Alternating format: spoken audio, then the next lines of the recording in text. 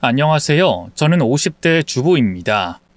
3남매를 키우다 몇 년 전 아이들을 모두 독립시키고 지금은 남편과 둘이 오순도순 살고 있어요. 나이가 나이인 만큼 건강을 생각해서 요즘 저녁마다 10,000보씩 걷기를 하고 있는데요. 그때 썰밤 사연을 듣는 게 제 소소한 낙이랍니다. 원래 어디 가서 제 얘기를 하는 편은 아닌데 남편이 옆에서 사연 한번 보내보라고 하도 꼬드겨서요. 오늘은 특별히 용기를 내서 제 과거를 털어놓아 볼까 합니다. 마지막에 기막힌 반전이 숨어 있으니 꼭 끝까지 들어주세요. 그럼 시작하겠습니다. 이야기를 어디서부터 어떻게 시작하면 좋을까요? 먼저 제가 남편을 처음 만났을 때 얘기부터 해야 할 것 같은데요. 남편과 저는 같은 대학을 나왔어요. 과는 다르지만 수화 동아리에서 처음 만나 금세 친해졌죠. 남편은 요즘 젊은 친구들 말로 인싸라고 하나요? 인맥도 넓고 늘 사람들이 따르는 인기인이었어요. 그럴 만도 했죠. 항상 사람들을 잘 챙기고 친절하며 배려심이 많은 사람이었거든요. 원래 사람은 자기랑 다른 사람에게 끌린다고 하잖아요. 내성적이고 조용했던 저는 그런 남편의 모습에 저도 모르게 마음이 끌렸어요. 하지만 차마 고백할 생각은 하지 못했고요. 그저 동아리에서 같이 공부하고 여행도 다니는 걸로 만족했죠. 그러다 한 번은 제가 감기 몸살이 나서 학교를 일주일 넘게 쉬게 됐는데요. 부모님은 고향에 계시고 혼자 살던 때라 챙겨줄 사람이 있는 것도 아니었어요. 괜스레 서러운 마음에 약을 먹고 종일 누워 잠만 잤는데 갑자기 어디선가 초인종 소리가 들리더군요.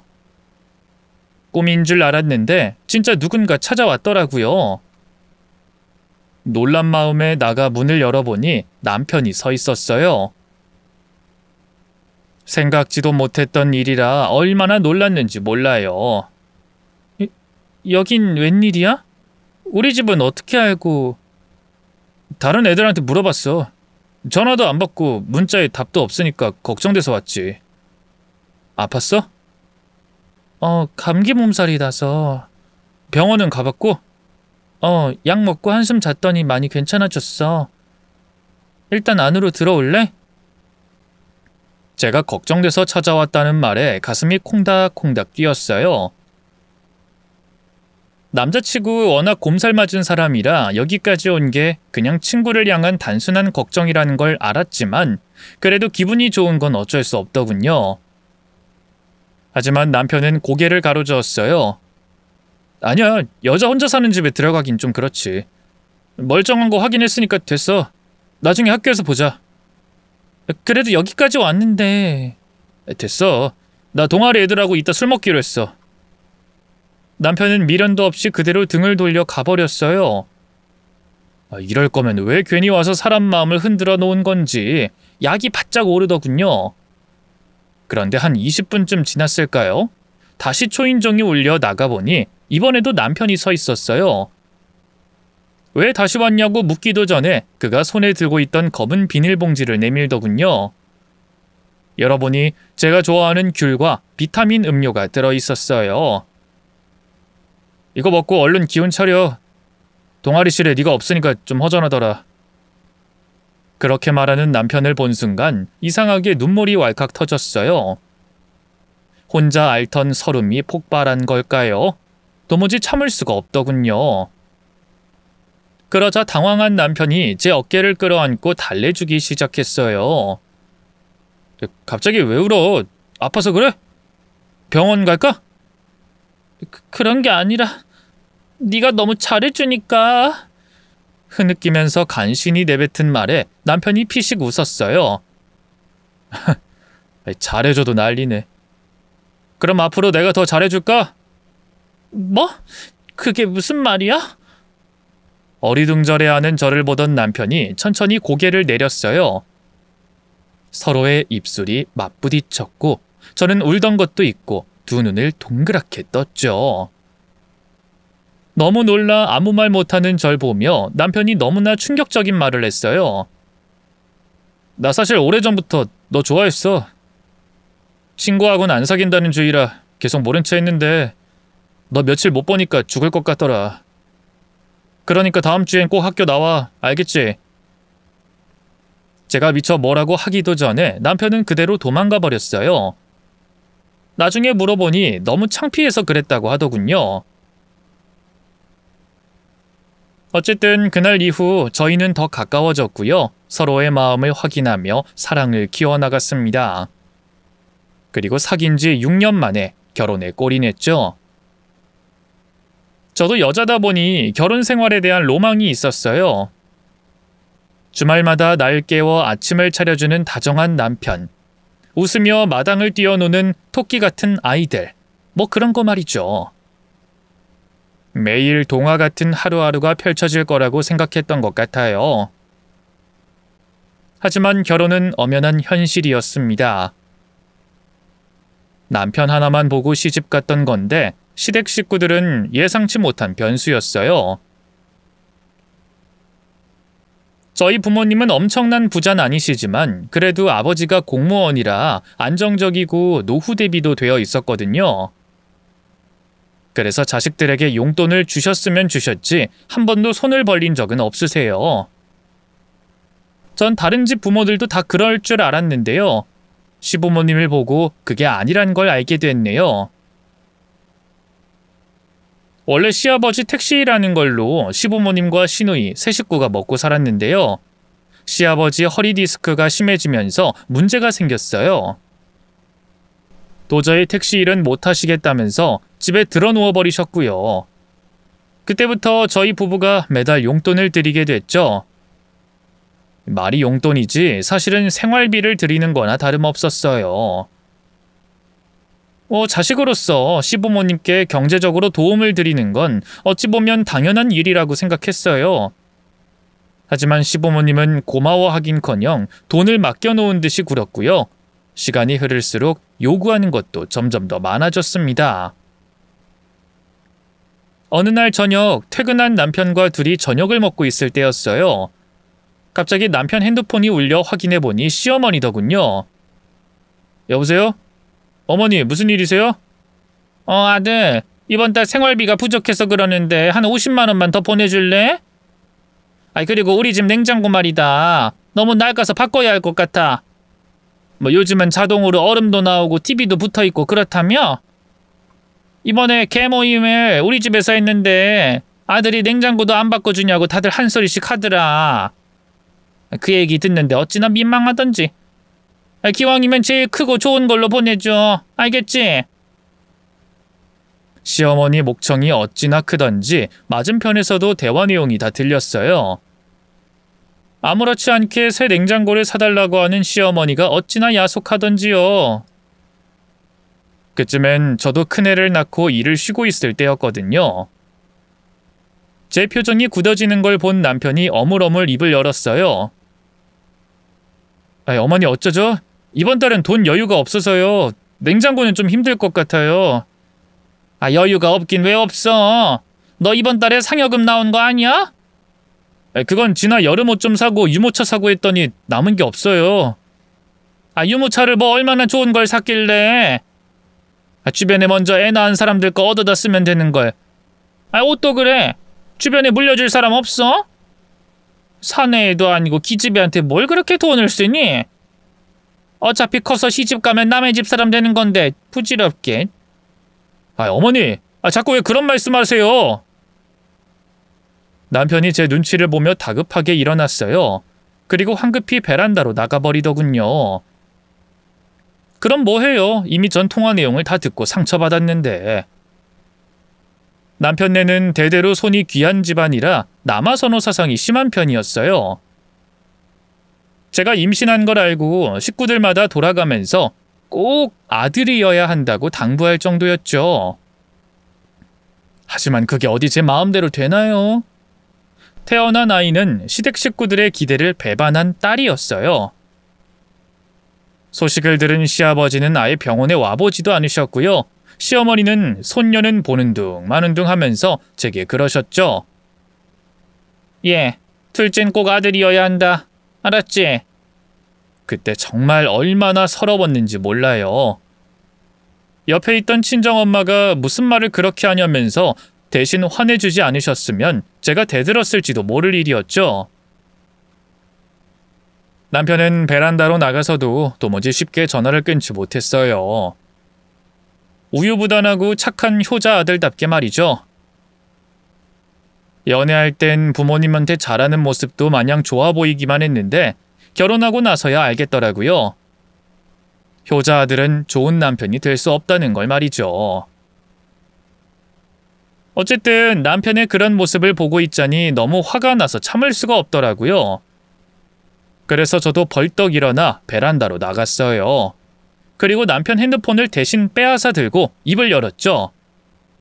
여보세요? 어머님? 네, 저예요. 어머님은 모르시겠지만 저 일 그만두고 진아 태어나고 하면서 살림살이가 많이 빠듯해졌어요. 솔직히 매달 드리는 생활비 100만 원도 많이 부담스럽거든요? 근데 냉장고까지 바꿔달라 하시는 건 너무 심한 것 같아요. 나름 조심스럽게 얘기한다고 얘기했는데 시어머니 입장에선 건방지게 느껴졌겠죠? 아니나 다를까 시어머니는 불처럼 화를 냈어요. 뭐? 심하긴 뭐가 심해? 뭐 내가 남들처럼 해외여행을 보내달라니 명품백을 사달라니 그깟 냉장고 좀 바꿔달라는 게 뭐 그렇게 대단한 일이라고. 그리고 내가 내 아들 돈 쓰겠다는데 네가 뭔데 이래라 저래라 야? 그동안 우리 아들 뼈 빠지게 고생해서 키워낸 건 나야. 근데 네가 뭔데 우리 아들 돈 가지고 심하니 뭐니 하면서 유세를 부려? 시어머니의 막말에 저도 화가 나더라고요.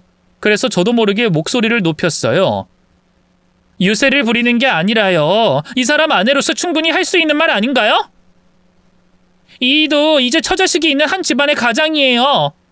언제까지 어머님 아들로서 있을 순 없잖아요. 이젠 자기 가족을 우선시해야죠. 뭐가 어쩌고 어째?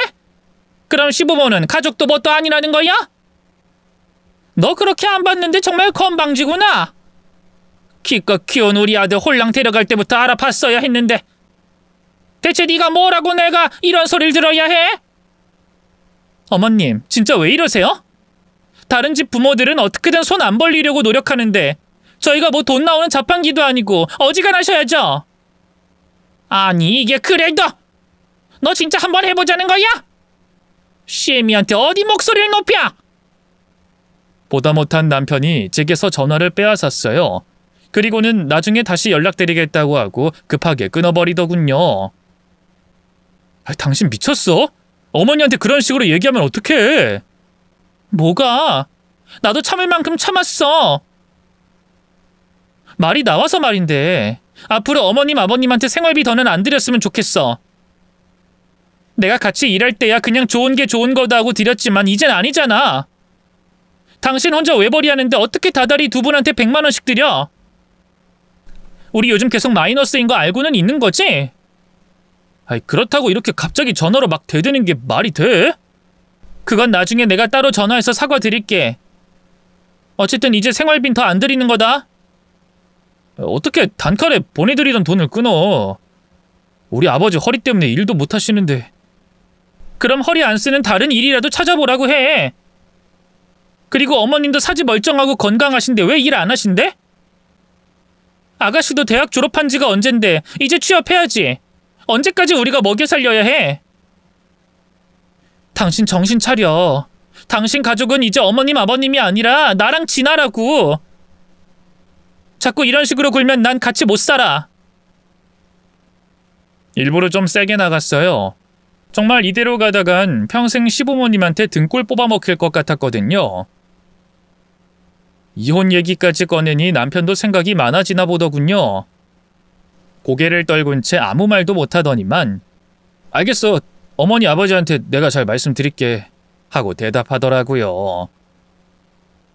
뭐라고 전했는진 모르겠지만 그 뒤로 시부모님한텐 일절 그 어떤 경제적인 지원도 해드리지 않았어요.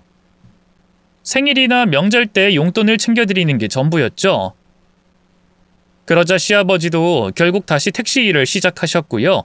시어머니도 용돈벌이조로 부업을 하더군요. 괜히 죄책감이 들기도 했지만 한편으론 잘한 일이라 스스로를 다독였네요. 그땐 정말 꿈에도 몰랐어요. 시어머니가 제게 제대로 앙심을 품고 있었다는 걸 말이죠. 그걸 알게 된 건 둘째도 딸이 태어나면서부터였어요. 시어머니는 제게 트집 잡을 일만 기다렸던 사람처럼 득달같이 병원을 찾아와선 어떻게 또 딸을 낳을 수 있냐고 난리를 치더군요. 도대체 뭐가 문제길래 자꾸 기집애만 낳는 거야? 내가 둘째는 반드시 아들이어야 한다고 했지? 어머님, 그게 제 마음대로 되는 것도 아니고. 난 시집 오자마자 우리 경석이 잘만 낳았어. 네가 뭔가 하자가 있으니 삼신할미도 아들을 점지 안 해주는 거 아니겠어? 그러게 심보를 곱게 써야지. 시애미한테 두 눈 똑바로 지켜들고 대들 때부터 알아봤어야 하는 건데. 어머님, 말씀이 너무 심하신 거 아니에요? 내가 뭘? 이놈의 기집애를 대체 어디다 갔어? 급기야 시어머니는 안고 있던 둘째를 침대 위에 던지듯 내려놨어요. 놀란 아이가 왕 하고 울음을 터뜨리는데 정말 심장이 반으로 찔린 것처럼 아프더군요. 저한테 함부로 구는 거야 얼마든지 참을 수 있었어요. 하지만 저희 아이한테까지 그러는 건 견딜 수가 없더라고요. 전 얼른 아이를 품에 안고 얼으면서 말했어요. 어머님, 딸도 소중한 생명이고 가족의 일원이에요.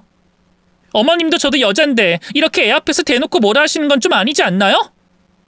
얘도 어리지만 귀가 있고 다 듣는다고요. 얼마나 상처가 되겠어요. 그러자 옆에 있던 남편도 얼른 끼어들어 상황을 수습하려 했어요. 맞아요, 어머니. 제발 그만하세요. 딸이 뭐 어디가 어때서요. 예쁘기만 한데. 그만 진정하시고 들어가 보세요. 그러나 시어머니는 여전히 분이 풀리지 않는 듯 했어요. 너도 결혼하고 참 편했구나. 덮어놓고 지 마누라 편만 들어. 하긴 지 마누라 등살에 못 이겨서 부모가 굶어 죽든 말든 생활비 딱 끊어버린 거 보면 답 나오지. 대체 언제까지 이렇게 네 마누라한테 잡혀 살 거야? 그러니까 아들도 못 낳은 게 이렇게 기세등등하게 나오잖아. 어머니 제발 그만하세요. 이 사람 오늘 애 낳았어요. 근데 꼭 이렇게 모질게 말씀하셔야겠어요? 아이고, 내가 뭐 얼마나 모진 말을 했다고? 네 애비는 이번에도 딸이란 소리 듣고 알아두었다. 알아두었어. 장남으로서 책임감도 안 느끼니? 시어머니는 다른 병실 사람들이 다 들을 수 있을 만큼 큰 목소리로 저와 남편을 비난했어요. 그러고도 분이 풀리지 않았는지 홀로 씩씩거리다 문을 쾅 닫고 나가버렸죠. 남편이 대신 미안하다며 사과했지만 그래도 한 번 받은 상처는 쉬이 아물지 않았어요. 갓 태어난 둘째 딸을 끌어안고 얼마나 울었던지요. 그 이후로도 시부모님의 아들을 낳아야 한다는 압박은 계속됐어요. 결국 저는 셋째를 가지기로 결심했죠. 다행히 남편도 저도 젊고 건강했기 때문에 3년 만에 또 임신이 됐는데요. 그때부턴 얼마나 겁이 났는지 몰라요. 이번에도 딸이면 어떡하지? 그럼 딸만 내리 셋인데 어머님이 또 얼마나 날 괴롭힐까? 아니야, 설마 이번에도 딸이겠어? 이번엔 반드시 아들일 거야. 아들이어야만 해. 안 그래도 임신해서 예민해져 있는데 아들을 낳아야 한다는 압박감까지 하루에도 몇 번씩 기분이 오락가락했어요. 식욕도 없어 물만 삼켜도 토하는 날이 계속됐죠. 왜 그 어느 정도 개월수가 되면 병원에서 성별을 은근히 알려주잖아요. 둘째까지는 일부러 안 들었는데 셋째는 안 되겠다 싶어서 병원에 임신 초기 때부터 성별을 알려달라고 졸랐어요. 그래서 20주쯤 됐을 때 정기검진을 받으러 갔는데 어찌나 떨리던지요. 병원에서 20주는 넘어야 성별을 확인할 수 있다며 말을 아꼈었거든요. 혹시 또 딸이면 어쩌나 하는 두려움에 손까지 벌벌 떨리더군요. 결국 저는 운전하는 남편을 붙잡고 울면서 말했어요. 여보, 이번에도 딸일 수도 있어. 하지만 딸이든 아들이든 우리 아이잖아. 딸이라고 실망하거나 그러면 안 돼? 알았지? 당연하지. 축복이가 딸이든 아들이든 그게 무슨 상관이야. 나야 상관없지. 근데 알잖아, 당신 어머니랑 아버지. 아휴, 두 분은 그냥 신경 쓰지 마. 당신 요즘 그것 때문에 너무 예민해. 솔직히 남편의 말에 기분이 확 상했네요. 어떻게 신경을 안 쓰나요? 자기가 직접적으로 당하는 게 없으니 그렇게 속편한 소리를 할지 몰라도 말이죠. 며느리인 제 입장에선 이만저만 압박이 되는 게 아니었거든요. 시아버지는 이번엔 반드시 아들을 낳아야 한다면서 무슨 보약을 지어다 주기도 하고요.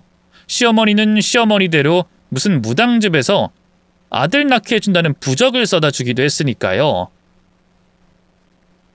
어쨌든 그날 병원에 가서 아이 성별을 확인했는데 하늘도 참 무심하시죠. 이번에도 딸이라고 하더군요. 온 세상이 무너지는 기분에 그대로 주저앉아 엉엉 울었어요. 딸이든 아들이든 무슨 상관이냐던 남편도 옆에서 한숨만 푹푹 내쉬더군요. 어떻게 또 딸이야? 어머니 아버지한테 대체 또 뭐라고 해? 미치겠네 정말. 미치겠다고? 지금 미치겠는 건 나야. 당신이 뭐가 그렇게 힘든데? 애를 내리 셋이나 임신한 건 난데 당신이 한 게 뭐가 있어? 왜 갑자기 화를 내고 그래? 난 그냥 어머니 아버지 생각하면 답답하니까. 그래, 그게 문제지. 당신 어머니 아버지가 문제라고. 요즘 세상에 아들 못 낳는 게 죄야? 왜 날 자꾸 죄인 취급하면서 압박 주는 건데? 왜? 여보, 당신 지금 너무 흥분했어. 진정해. 병원 안에 있던 사람들의 시선이 저희에게 모이자 남편은 안절부절 못했어요. 절 억지로 차에 태우곤 그대로 집으로 향했죠. 돌아가는 내내 차 안에는 싸늘한 침묵만이 가득했는데요. 집에 거의 다 와갈 무렵 남편이 너무나 충격적인 얘기를 하더군요.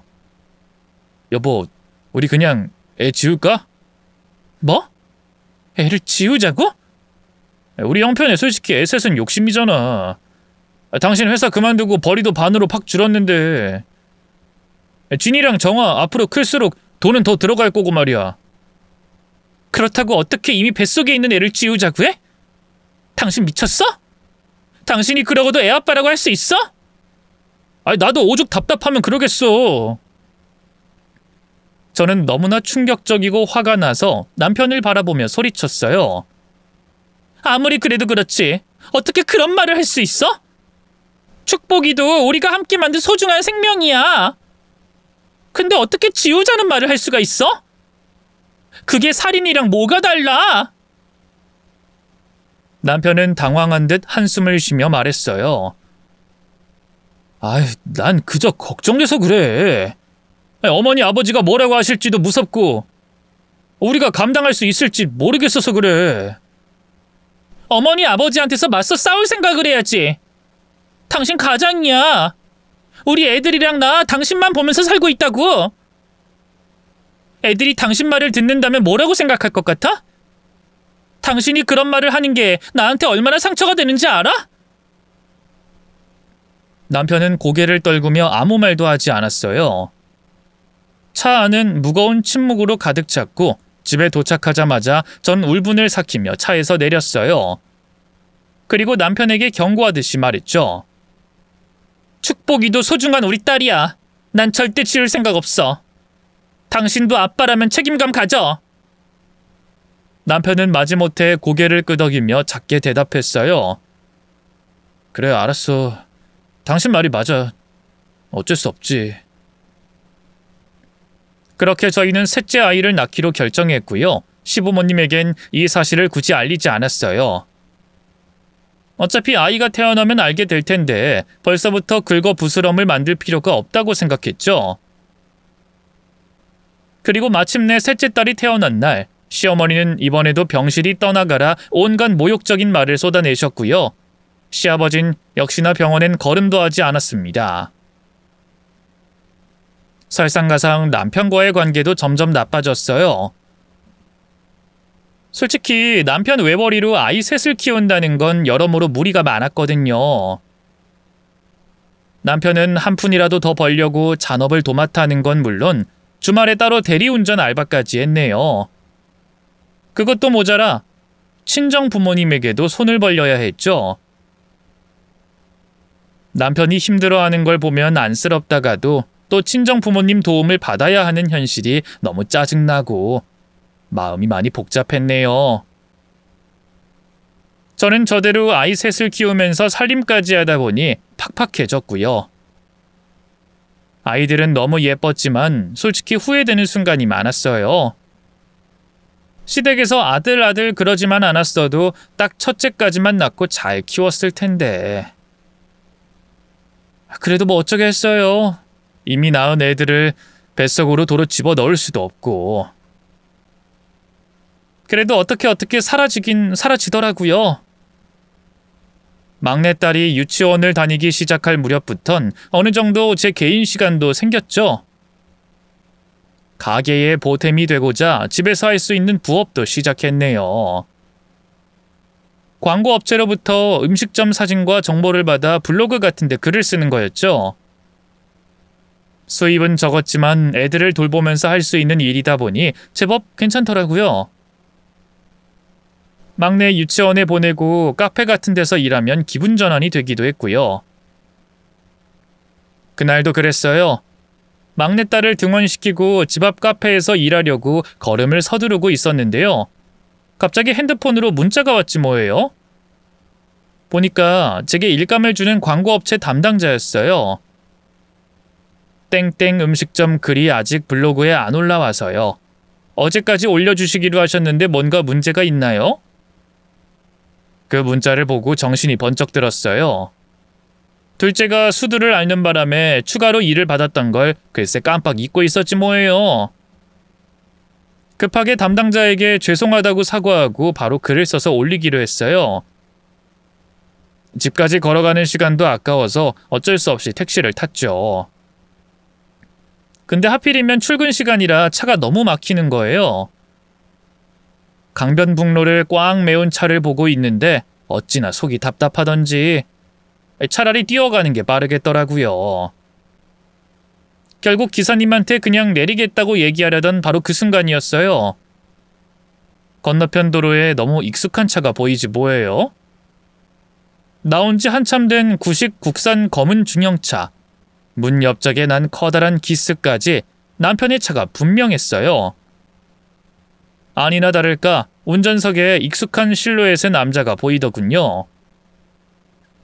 너무 이상했어요.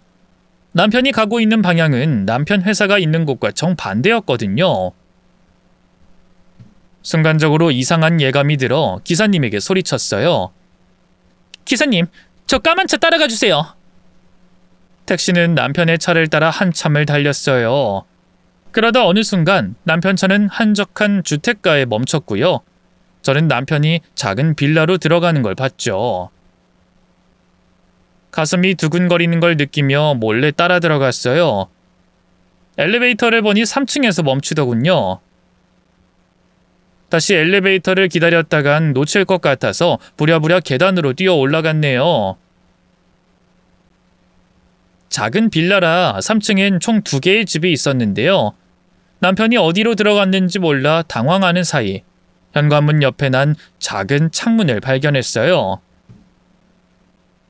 왼쪽 집은 굳게 닫혀 커튼까지 쳐져 있었고요. 오른쪽 집은 훤하게 안이 들여다보였죠. 고민하다 오른쪽 집 창문으로 향했어요. 그리고 창문 너머로 집 안을 들여다본 순간 전 그대로 굳어버렸습니다. 작은 방으로 추정되는 공간에 남편이 앉아 있었어요. 그리고 그 옆에는 제 또래로 보이는 여자 한 명이 어린 아이를 안고 있었죠. 아유, 글쎄 많이 컸네. 이젠 당신이 안고 있는 것도 버거워 보여. 원래 애들은 금방금방 크잖아. 그리고 병원에 물어보니까 석훈이가 또래 애들보다 발달 상태가 좋은 편이래. 그래? 기특하네 녀석. 다정하게 대화를 주고받는 남편과 여자를 보고 있자니 충격에 온몸이 덜덜 떨렸어요. 누가 봐도 화목한 가족처럼 보였으니까요. 대체 언제부터 나 모르게 따로 두 집 살림을 했던 건지, 여자 품에 안긴 남자아이는 설마 진짜로 남편 아이인 건지 너무나 혼란스럽더군요. 충격이 너무 컸던 저는 입을 틀어막은 채 한참을 그 자리에 서 있었어요. 차마 그 안으로 쳐들어갈 용기도 안 나고 그저 집에 가고 싶다는 생각만 들더군요. 일단 급한 대로 핸드폰을 꺼내 남편이 그 여자와 같이 있는 모습을 사진으로 남기고요. 저는 힘없이 집으로 돌아왔습니다. 남편이 나 몰래 또 다른 가정을 꾸리고 있다는 생각에 눈물이 앞을 가렸죠. 며칠 동안 전 아무 말도 하지 못했어요. 하지만 충격이 어느 정도 가라앉은 뒤엔 진실을 알아야겠다고 결심했죠. 그래서 아이들을 친구에게 맡기고 전 남편이 퇴근하자마자 얘기 좀 하자고 했어요. 남편은 천연덕스러운 얼굴로 무슨 일이냐고 묻더군요. 나 얼마 전에 미나 유치원에 데려다주고 오는 길에 당신 차 봤어. 회사랑 정반대 방향으로 가더라고? 그날의 일을 입에 올리자마자 남편의 표정이 굳었어요. 저는 아랑곳하지 않고 계속 입을 열었죠. 이상하다 싶어서 따라갔고 나 다 봤어. 당신이 다른 여자랑 같이 있는 거. 심지어 그 여자 애까지 있더라? 단도직입적으로 물어볼게. 당신 애야? 남편은 얼굴이 하얗게 질리며 아무 말도 하지 못했어요. 그러다 잠시 후 깊은 한숨을 쉬고 입을 열었죠. 여보, 그게 그런 게 아니야. 어떻게 설명하면 좋을지 모르겠는데 다 오해라니까? 오해? 내가 두 눈으로 똑똑히 봤어. 다른 여자와 아이랑 함께 있는 당신을. 사진도 찍어뒀다고. 근데 어떻게 그게 오해야? 그러자 남편은 생각지도 못한 뜻밖의 얘기를 털어놨어요. 그 여잔 아마 당신도 알 거야. 우리랑 같은 동아리였던 박혜정이. 박혜정이라면 당신이랑 같은 과였던... 그래, 알지? 내가 여자애들하고도 두루두루 친하게 지냈던 거. 얼마 전에 혜정이를 길에서 우연히 만났는데 남편하고 이혼하고 혼자 힘들게 살더라고. 애도 아직 어린데 아빠를 많이 찾고. 그게 눈에 밟혀서 애랑 몇 번 만나서 좀 놀아줬어. 장난감이나 과자 같은 거 사주기도 하고. 지난번에 당신이 봤던 것도 실은 그날이 혜정이 아들 생일이었거든. 혜정이가 하루만 아빠 대신으로 같이 있어주면 안 되겠냐고 해서 갔던 거야. 당신한텐 말 못해서 미안해. 생각지도 못한 진실에 얼마나 놀랐는지 몰라요. 당황한 저는 남편을 향해 다시 목소리를 높였어요. 왜 나한테 진작 말하지 않았어? 내가 그날 당신이 혜정이 집에서 그러고 있는 걸 보고 무슨 생각했는지 알아? 당신이 따로 두 집 살림하고 있는 줄 알았다고? 미안해. 근데 나도 어쩔 수 없었어. 혜정이 걔 알잖아. 자존심 빼면 시체인 거. 너한텐 절대 말하지 말라고 해서 어쩔 수가 없었어. 또 얘기하면 괜히 당신이 오해할 것 같기도 했고. 저는 차가운 눈빛으로 남편을 쳐다보며 물었어요. 정말 그게 다야? 혜정이랑 정말 아무 사이도 아니야? 하늘에 맹세해. 대학 때도 나한텐 당신뿐이었던 거 알잖아. 그럼 그 애도 정말 당신 아이가 아닌 거지? 당연하지. 당신 날 그렇게 몰라? 하지만 남편의 말에도 불구하고 마음속 깊은 곳에서는 여전히 의심이 남아있었습니다. 모르겠어. 당신이 그 말을 하는데 왜 이렇게 설득력이 없지? 내가 당신을 믿고 싶어도 너무 많은 의심이 들어. 그러자 남편이 다가와 절 끌어안았어요. 미안해 여보. 다 내 탓이야. 솔직히 우리 사이 예전 같지 않잖아. 내가 좀 더 노력했어야 하는데.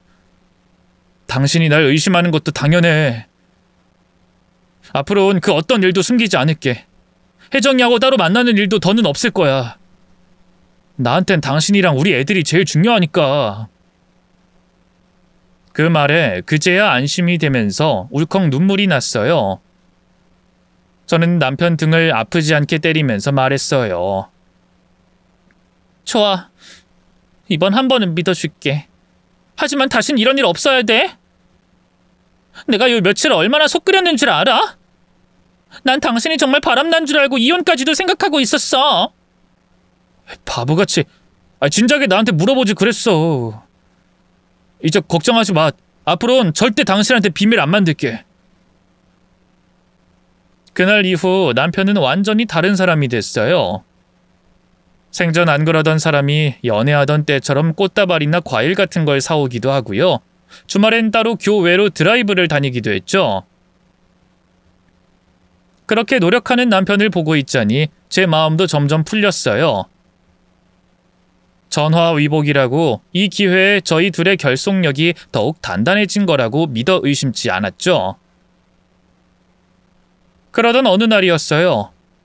평소처럼 아이들을 학교와 유치원에 보내고 홀로 집에서 일하고 있었는데요. 갑자기 초인종이 울렸어요. 나가보니 시어머니가 서 있더군요. 어머님, 연락도 없이 어쩐 일이세요? 어쩐 일? 남의 집 장손을 애비 없는 자식으로 만들어 놓고 뭐가 어쩌고 어째? 네? 그게 무슨... 제가 미처 말을 끝내기도 전에 흥분한 시어머니가 제 머리채를 잡았어요. 그리고는 탈탈 흔들면서 고래고래 소리를 지르더군요. 경석이가 오죽했으면 두 집 살림을 했겠니? 네가 아들 하나 제대로 낳아주질 못하니까 걔도 어쩔 수 없이 그런 거 아니야? 근데 네가 뭔데 헤어지란 말은 난리를 쳐? 어머님 지금 무슨 말씀하시는 거예요? 혜정이 얘기하는 거예요? 그래! 오늘 걔가 울면서 날 찾아왔더라. 경석이가 너한테 걸려서 앞으로 못 만나겠다고 했다고. 그게 무슨... 그의 말로는 그냥 친구라고 했어요. 바람 같은 거 피운 게 아니라고. 그럼 네가 그렇게 악에 받쳐서 죽일 듯이 구는데 애가 겁이 나서 사실대로 말했겠니? 경석이랑 혜정이 둘이 만난 지 오래됐어. 석훈이도 우리 경석이 아들 맞고. 그럴 리가 없어요. 그 사람이 아니라고. 저는 충격에 차마 말을 잇지 못했어요. 하지만 지금 생각해보면 저도 어렴풋하게 어느 정도는 깨닫고 있었던 것 같아요. 만약 진짜로 남편의 말을 믿었다면 그 여자를 직접 찾아가 사실 확인까지 했겠죠. 근데 겁이 나서 그러지 못했던 거예요. 참 한심하죠. 어쨌든 그런 저를 보던 시어머니는 분을 삭히며 한숨을 쉬더니 조금 차분해진 목소리로 말했어요. 남자가 다른 여자 좀 만난 게 뭐 그리 큰 흠이라고 그러니? 애초에 네가 애들한테 신경 쓰느라 경석을 소홀히 했으니까 그런 일이 생긴 거지. 어쨌든 혜정인 그렇다 쳐도 난 석훈인 포기 못한다. 엄연한 우리 집 장손이야. 어떻게든 데려올 거라고. 끝까지 손주에 대한 집착을 놓지 못하는 시어머니를 보고 있자니 절로 헛웃음이 나오더군요. 그럼 지금 저더러 상간녀 아들을 키우라는 말씀이세요? 그래. 왜 못하겠니? 그럼 이혼하든가. 그러게 누가 내리 기집애만 셋을 낳으래? 저를 향해 피식 비웃음을 흘리는 시어머니를 본 순간 머릿속에서 무언가가 뚝 끊어졌어요. 아마도 마지막 남은 이성의 끈이었겠죠. 전 그대로 시어머니에게 달려들어 뺨을 날려버렸어요. 갑작스러운 기습에 시어머니는 별다른 반항도 하지 못하고요. 그대로 뒤로 나자빠져버렸죠. 그러고도 한참을 어안이 벙벙한 표정으로 절 바라만 보더군요. 너 지금 나 때린 거니? 네. 어머님도 제 머리채 잡으셨잖아요. 제 되바라진 대꾸에 시어머니의 눈에 분노가 서렸어요. 그걸 지금 말이라고 해? 어디 쌤이 뺨을 때려? 너 미쳤니? 네, 미쳤어요. 아들도 못 낳은 여자가 미칠 수도 있죠 뭐. 왜요? 또 때려드려요? 뭐? 너 지금 나하고 해보자는 거야? 전 별다른 대꾸 없이 시어머니에게 다가갔어요. 나이로 보나 체격으로 보나 몸싸움에선 제가 훨씬 더 유리했죠. 시어머니도 그걸 깨달았나 봐요. 갑자기 사색이 돼선 벌떡 일어나 도망치더군요. 너 두고 봐! 이대로 내가 가만히 있을 것 같아? 경석이가 이 사실을 알면 너 절대 가만 안 둘 거야! 네, 그 인간한테 이르든지 말든지 마음대로 하세요. 어차피 오늘로 그 인간하고도 끝이니까. 뭐? 그럼 진짜 이혼이라도 하겠다는 거냐? 당연하죠. 제가 바람 피운 놈을 왜 끼고 살겠어요? 제 당당한 대꾸에 시어머니는 아무 말도 못하고 집으로 돌아갔어요. 전 그 자리에서 바로 짐을 쌌고요. 아이들이 집에 돌아오자마자 바로 친정으로 향했죠. 놀라선 무슨 일이냐고 묻는 친정 부모님께 고민하다 모든 걸 털어놨어요. 당연히 친정 부모님은 분노하셨고요. 더 볼 것도 없이 이혼하라고 하시더군요. 남편도 뒤늦게 이 사실을 알았나 봐요. 그날 밤 부랴부랴 저희 친정까지 달려왔더군요. 그리고는 따로 절 불러내 무릎까지 꿇고 싹싹 빌더라고요. 여보 미안해. 당신을 속이려던 게 아니었어. 그냥 혜정인 내 선에서 정리하려던 생각으로. 당신이 알면 괜히 상처받을까봐 나도 모르게 순간적으로 거짓말이 나왔어. 그 뻔뻔한 핑계를 듣고 있자니 진짜 기가 막히더군요. 그걸 지금 말이라고 해?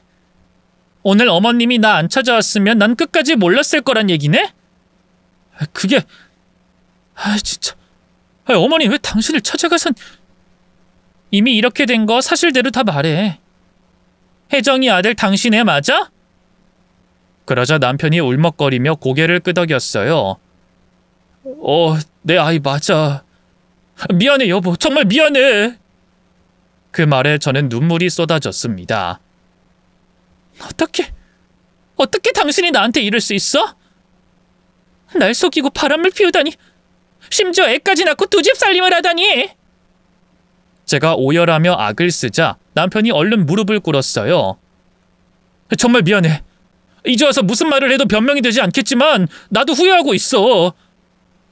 당신이 나랑 혜정이 같이 있는 걸 봤다고 하자마자 정신이 번쩍 들더라. 내가 무슨 짓을 했나? 정말 미쳤었구나 싶더라고.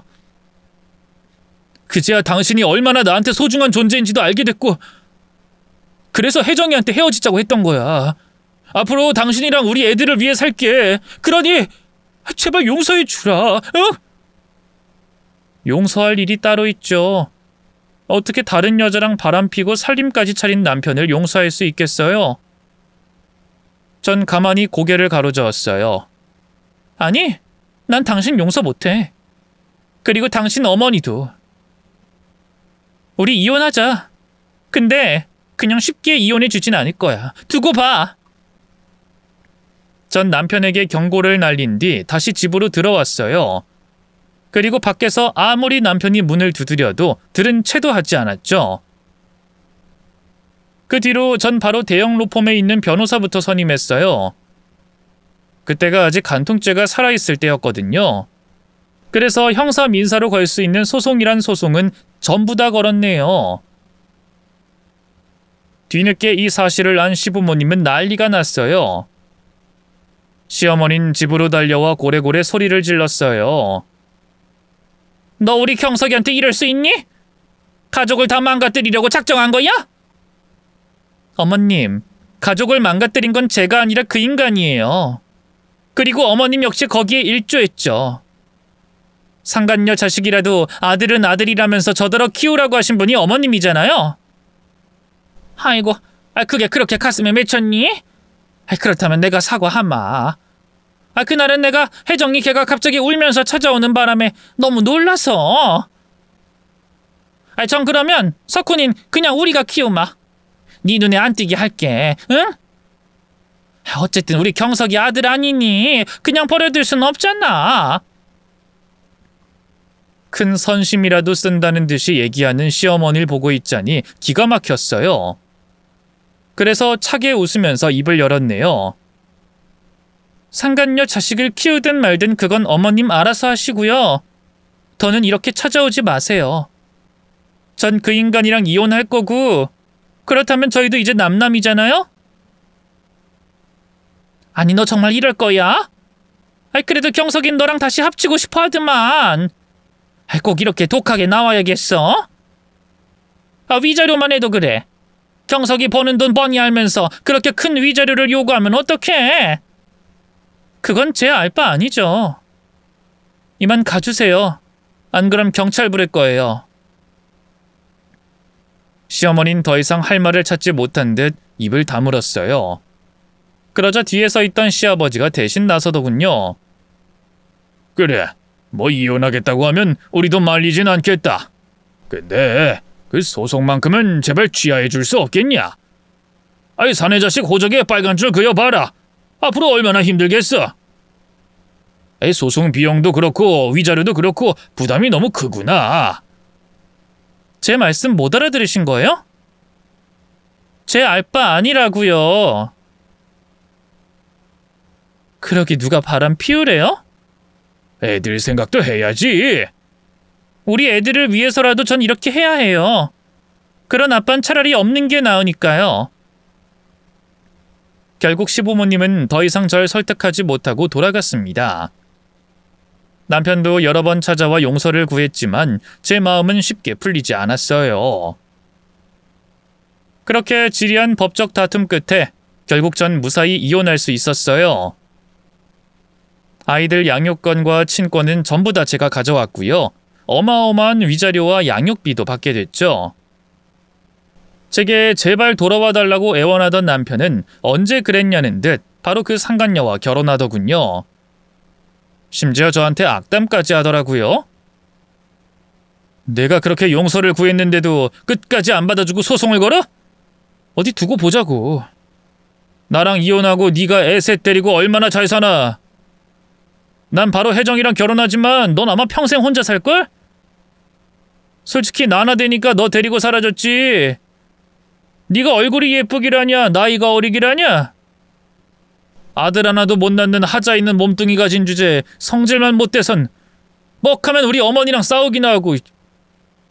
야, 헤어져서 나야말로 진짜 속이 후련하다. 뒤늦게 후회된다고 연락하거나 그러지나 마. 추하니까. 지 잘못으로 이혼한 거면서도 악에 받쳐 온갖 막말을 퍼붓는 남편이야말로 참 추하더군요. 그나마 남아있던 실오라기 같은 정마저 전부 다 떨어져 버렸죠. 남편이랑 그 상간녀 둘이 얼마나 잘 사나 두고 보자 했는데요. 그래도 인과응보라는 게 있긴 한가 보더라고요. 결국 둘이 1년도 못 살고 이혼했거든요. 근데 이혼 사유가 뭔 줄 아세요? 기가 막히게도 상간녀의 외도였어요. 그새를 못 참고 또 다른 남자랑 바람이 났다고 하더군요.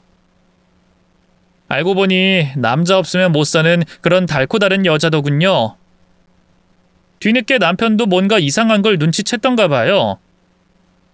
철석같이 자기 자식이라고 믿고 있던 상간녀 아들에 대한 친자 검사까지 진행했다고 하더군요. 근데 글쎄 검사 결과 친자가 아니라고 나왔더라고요. 맞아요. 그 상간녀가 거짓말을 했던 거예요. 일종의 뻐꾸기 짓을 한 거였죠. 이 사실을 안 남편은 난리가 났어요. 상간녀를 찾아가 사기죄로 고소하겠다면서 길길이 날뛰었고요. 하나뿐인 장손이라고 상간녀 아들을 물고 빨고 하던 시부모님도 뒤로 넘어갔죠. 이 소식을 전해 듣고 어찌나 속이 시원하던지 그 상간녀에게 고마울 정도였다니까요. 남편은 모든 걸 다 잃고 나서야 뒤늦게 제 생각이 났던가 봐요. 참 염치 없게도 집 앞까지 찾아와 한 번만 봐달라면서 또 용서를 구하더군요. 여보, 나도 그 여자한테 당한 거야. 난 혜정이 걔 사랑한 적 없어. 근데 애가 생겼다고 울고불고 매달려서 어쩔 수 없이 계속 만났던 거라고. 근데 알고 보니 내 애가 아니었어. 애초에 나랑 당신을 망칠 작정으로 접근했던 게 분명해. 알잖아. 학교 다닐 때도 걔가 당신이랑 나 만나는 거 부러워하고 질투했던 거. 그래서 뭐 어쩌라고. 뭐 이제 와서 같이 추억 회상이라도 하자는 거야? 비아냥거리는 제 앞에서 남편이 무릎을 꿇었어요. 제발 한 번만 더 기회를 줘. 내가 잘못했어. 당신과 아이들이 나한테 얼마나 소중한지 이제 알았어. 이제 와서 그런 말 해봐야 무슨 소용 있어. 이미 늦었어. 그러니까 더는 나랑 애들 앞에 나타나지 마. 제 단호한 태도에 남편은 울먹이며 애원했어요. 알아. 하지만 나 정말 후회 중이야. 어떻게든 우리 가족을 다시 되돌리고 싶어. 제발 한 번만 더 기회를 줘. 내가 모든 걸 다 고칠게. 응? 아니, 우린 이미 너무 멀리 왔어. 그리고 나 이미 만나는 사람도 있어. 사실 그런 사람은 없었지만 일부러 거짓말을 했어요. 그러자 남편이 충격에 빠져 입을 벌린 것도 잠시. 이내 두 눈을 부라리면서 무섭게 화를 내더군요. 뭐? 벌써 다른 남자가 생겼다고? 이혼한 지 얼마나 됐다고? 당신 그렇게 쉬운 여자였어? 참, 겨 묻은 개가 뭐 묻은 개 나무란다더니 바람핀 놈이 저를 추궁하는 게 기가 막히더군요. 왜? 난 다른 남자 만나면 안 돼? 당신처럼 바람 피운 것도 아니고 난 떳떳해. 뭐하는 놈인데? 몇 살인데? 어디서 만났어? 그 자식도 당신이 애 셋이나 딸린 걸 알아? 엄청 잘나가는 변호사야. 물론 내가 애 셋이 있는 것도 다 알지. 그래도 좋대. 그러니까 더는 내 삶에 끼어들지 말고 떠나줄래? 그래도 남편은 좀처럼 집착을 버리지 않았어요. 매일같이 집 앞으로 찾아와 절 괴롭히고 아이들에게도 따로 연락해서 좋은 아빠 행세를 하려고 했죠. 남편과 완전히 연을 끊으려고 해도 아이들 때문에 쉽지가 않더라고요. 결국 저는 결단을 내렸어요. 아이들을 데리고 미국으로 이민을 가기로 결심했죠. 작은 아버지가 미국에서 작게 가게를 하고 계셨는데요. 그게 생각보다 잘 돼서 일손이 필요한 차였거든요. 뭐 애들 교육을 생각해서라도 미국으로 가는 게 낫겠다 싶더라고요. 그렇게 저는 아이들과 미국에서 새로운 삶을 시작하게 됐어요. 물론 마냥 좋은 일만 있던 건 아니었어요. 하지만 시간이 지나면서 저와 아이들은 점점 더 강해졌고요. 지금은 뭐 하나 아쉬운 거 없이 너무 행복하게 잘 살고 있네요. 아이들은 여전히 미국에서 일하거나 공부 중이고요. 전 얼마 전에 한국 들어와서 부모님이 계신 고향에서 지내고 있어요. 좋은 남자 만나서 재혼도 했답니다. 지금 남편은 전 남편과 달리 가정적이고 성실한 사람이고요. 제 모든 과거를 다 알고도 품어준 따뜻한 사람이에요. 아이들도 친아빠처럼 잘 따른답니다. 전 남편의 배신은 저에게 큰 상처를 남겼지만 그 사건을 통해 저는 더욱 강해질 수 있었어요. 앞으로 어떤 어려움이 닥쳐도 이겨낼 수 있다는 자신감을 얻었죠. 그러니 지금 힘든 시간을 보내고 계신 분이 있다면 포기하지 말고 버티시길 바랍니다. 고생 끝에 낙은 오더라고요. 긴 얘기 들어주셔서 고맙습니다. 모두 건강하세요.